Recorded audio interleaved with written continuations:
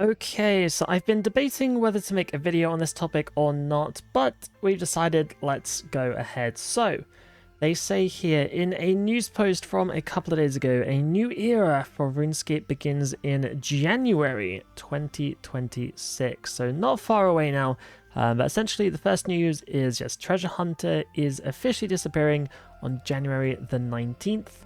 A little later than I would like personally. But I'm not really surprised in a business sense that they want to, have one last hurrah with Treasure Hunter with like Christmas and New Year. But yes, January the 19th is the final day of Treasure Hunter. That is the day it is disappearing for good.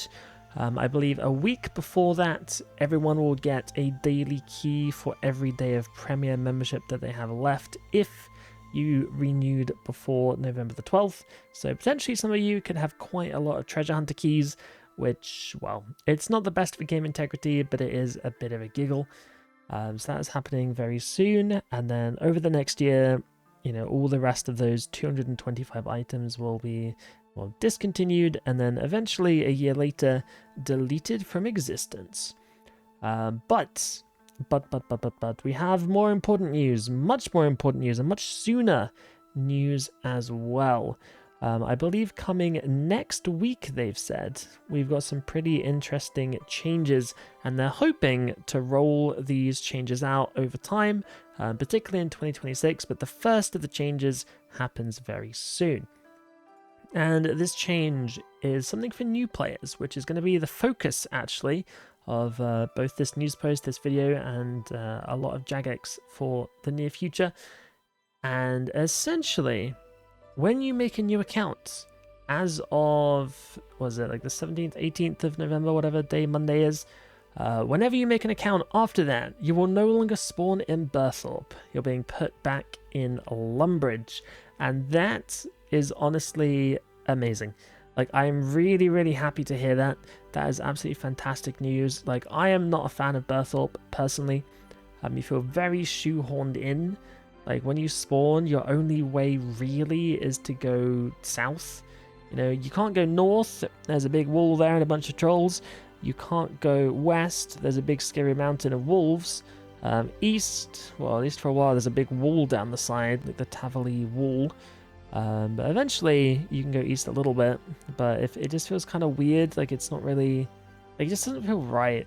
And then yeah, all the way south, of course, you go down from Berthorpe to Tavali, and then maybe you'll find like Port Sarim down there, but like it just doesn't feel the same. Whereas Lumbridge is where people are going to spawn, which is where they used to spawn, of course, and where they still do in old school.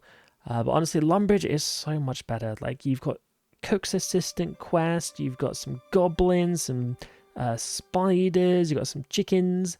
Like, you can like do a bit of fishing there, you can do wood cutting. You can wander north and find the town of Varrock. You can wander east, you can find Al-Kharid. You can go south a bit and find a scary swamp with a funny looking shed with a few, well, there may or may not be hints, but the shed is quite out of place and makes you think that maybe something is up.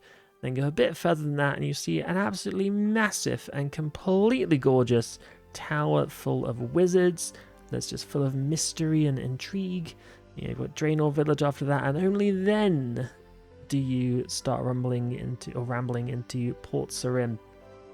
So honestly, Lumbridge is so much better, and I'm very glad that they're going to be doing that soon. On top of that, they are going to try and tackle a few things over the next year. And the first one of those things on this list, obviously it's no particular order, but the user interface. As we know, even veteran players kind of struggle to navigate the UI quite a lot, and it's a bit of a mess, let's be honest. And one big problem with RS3 as well is that whenever you go to like a Twitch stream or a YouTube video, everyone's got a different interface. So while that may still be the case after whatever these changes may be, if they can find a way to simplify even just a few things, I think that would help quite a lot. So very much looking forward to seeing what they're doing there. I don't really know what they can do, but it seems they've got some ideas. So yeah, we'll we'll see how things go. I think the most important thing, though, is for newer players to have an actual good selection of interfaces when they start the game. I think that's very important because it's one of the first things you see, the interface. Like, if you're spending your entire time, looking for settings that you don't know whether or not they exist, then you're not playing the game, are you? Like, no new player should have to go through, like an hour of setting up an interface in order to actually play. No, you want to log in and just play. Like, you don't even want to think about the interface. But as it stands, the interface is a little bit garbage. So I'm hoping that they've got some ideas cooked up to maybe improve that a little bit. Maybe there'll be like a page on the wiki that it directs you to type in someone's name to load an interface with interface sharing. That'd be nice. I'd quite like that. But we'll have to see. And other than that, they've got skilling balance. This is, well, basically some stuff's not balanced, some stuff's a bit weak, some stuff might be a bit strong, and essentially MTX items have kind of glossed over a lot of the issues that some skills have. For example, agility in particular. Silverhawks say hello. With Silverhawks, it's an MTX item. You just get agility XP by running around and stuff. And you can just skip the actual training of agility itself. And the reason they released those boots is because agility training kind of sucks. So I'm hoping they're going to have something up their sleeve here as well to make, agility, for example. There are probably other skills too that have some issues. Like on Iron Man, for example, early herblore or farming is actually really, really tricky to train. There are just not enough seeds around, and secondaries are too hard to come by, so maybe they'll do a bit of that as well. And on top of that, well, Dailyscape, the elephant in the room, like, whether you're a main or an Iron Man, you've probably been impacted by Dailyscape in some capacity, whether you know it or not. Like divination, for example. Guthix caches are just so much better than regular div training at the Wisps that it almost feels like a waste not to do them when you're growing up your account. There is now the divination dungeoneering method, of course, but yeah, like it's nice to have an option, and it'd be nice if caches, for example, were, well, I was going to say not a daily, but it'd be nice if just training div regularly actually gave you a decent chunk of XP, so you didn't have to rely on these daily things, because more often than not, dailies end up being stronger than anything else you can do in that same time frame. I think Wildy events is a great example of this as well. Like, doing a Wildy event, let's say it takes 2 minutes, like spending 2 minutes at a Wildy event, like that 2 minutes, you get so much more bang for your buck in those 2 minutes than you would in like 20 minutes doing any other piece of content. So Wildy events, honestly, I hope they get deleted, along with actually quite a lot of Dailyscape stuff. Stuff like shop runs, if you ever do those, particularly Iron Man, like buying all the runes from all the rune shops every day, for example, just not overly fun, like mining sandstone and stuff. So whether this be, shops and things stack up over a week or a month, you can just do it all at once if you want to, or if they end up just axing them all together and that you just do whenever you want, or, like infinite supply shops or something, or maybe they go a step further and make runes, for example, in a Scar Essence Mine-esque thing from old school, which the TLDR on that is you pay GP to a dude, and in return you get a, for example, a catalytic stone spirit for rune crafting that instead of making 2 times runes, you make 60 times runes. The catch is it is generally a bit more expensive than GE price or shop price, so you end up paying a little bit more, but it's a very Iron Man focused thing and completely alleviates the need to craft so many runes, because it does get a little bit tedious, I must say. But yeah, moving on from that, Dailyscape, happy days. But yes, combat. This is something that, well, it's either exciting or terrifying, depending on what kind of player you are. A lot of the high-level community are not overly big fans of necromancy. Personally, I quite like it, but a lot of people are not, and they're actually quite worried about this news that potentially depending on how things go. And they have said they're going to do beta worlds for this. But potentially the other combat styles might become slightly more necromancy-esque, which I think on the whole is a good thing for the game. But for some people, that is going to, well, potentially detract from their enjoyment of high-level combat with all its quirks. So, is it a needs of many outweigh the needs of the few situation? It may well be. But I'm very curious what kind of things they have in mind with this. I'm personally hoping for something that's a bit like condensing abilities. Like Melee, for example, has a bunch of basics that you could probably just condense into one ability if you wanted to. Give the abilities that basically just, I want to do a hit and do damage. If there are 3 of those that are basically the same, just give them 3 charges on one button.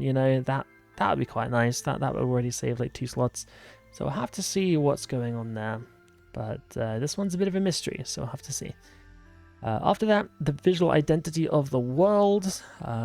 As you've probably noticed, going from certain places on the map to other places, it's a bit jarring sometimes. Like one has this very clearly modern graphics and another one is stuck in 2012.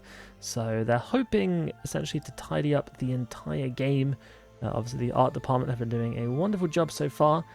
Big fan of all their reworks, honestly, of areas, and their plan is to do the entire game. So yeah, fantastic, awesome. And then here is the big one as well, guys. Your character's visual identity. That means, well, it means the player avatar rework is coming back off their shelf. And it's kind of funny because like the player avatar rework initially, I was a bit like kind of whatever about it. Like I didn't really care too much. But the more I think about it, the more it's, well, yeah, it is important for the game in general. Like especially nowadays, like RS3 is in a very kind of in-between stage. It doesn't quite know what it wants to be. But modernizing the graphics and modernizing the player character, I think, would help just bring that cohesion and potentially make the game a bit more appealing because, visuals are important. Visuals are important. They're not the be-all and end-all, but they are important, and the consistency and the good quality is awesome. They're also hoping to tackle some clutter over time as well. So this clutter is just being like redundant shops, too many NPCs, too many market stall carts, just places that have too many things in them, basically. So a little bit of a tidy up of certain areas. I think like Lumbridge Market, I think Ardy Market as well.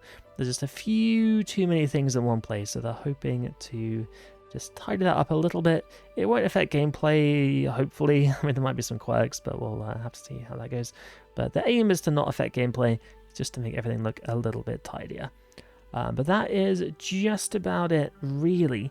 Obviously, we have the Lumbridge thing next week that I mentioned. The 17th of November, people will start spawning in Lumbridge.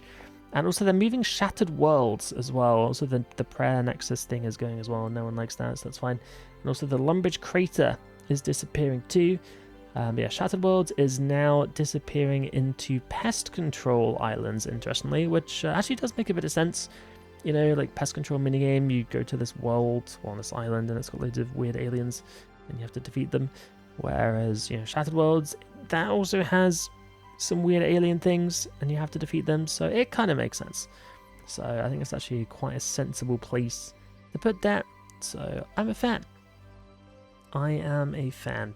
January the 19th is the next big day, and I'm not sure if that is the day where we get the Integrity Roadmap, or if that is a bit later on. We'll have to wait and see. But January the 19th is a very big day. So yes, look forward to that. And that is about it for now, guys. There's not too much else on here that's overly important, but I am really happy with these changes. So credit where credit is due. It's very exciting. Honestly, it's very, very exciting. And I hope that you are excited as well. Oh, Brooch of the Gods is mentioned. Let's go. So yeah, currently Brooch of the Gods requires portables to actually be decent. Looks like they're looking to update that too, so that is awesome. Big fan of that. But yeah, let me know what you think of the news, and are you excited for January the 19th? Because I am. I'm looking forward to this. I think this is actually a really bright future for RuneScape, so I am very, very excited. Sorry about that. But yeah, be there or be square. But thank you for watching and see you soon.